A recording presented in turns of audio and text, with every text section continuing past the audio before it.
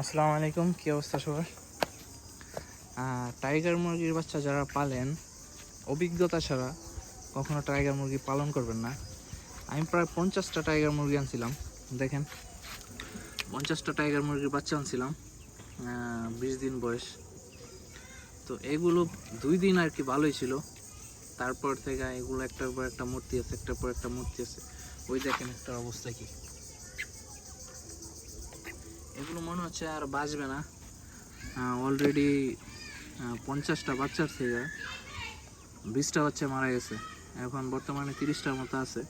এই দেখেন কতগুলো এখানে পড়ে আছে, সবগুলো মরা।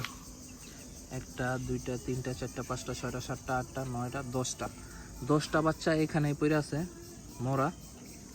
তারপরে আরও তো আমি ফালাইছি, এগুলো বাঁচবে না মনে হচ্ছে আমার। যারা মুরগি পালনের জন্য স্টার্ট করতে চাইতেছেন নতুন, তারা কখনোই এই ভুলগুলো করবেন না।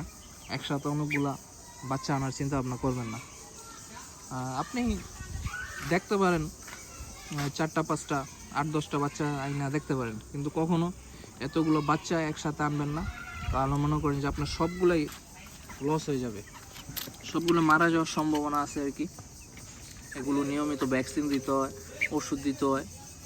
তো এত জিনিস আপনি মেনটেন করতে পারবেন কিনা, এগুলোর পিছনে সময় দিতে পারবেন কিনা, এটা প্রথমে ভাইবা চিন্তা করে তারপরে খামার দেওয়ার চিন্তা ভাবনা করবেন। না হলে দেখা গেছে যে আমার মতো সবগুলো মারা যাবে। এগুলো প্রায় শেষ, নিচে রেখে আছে এগুলো।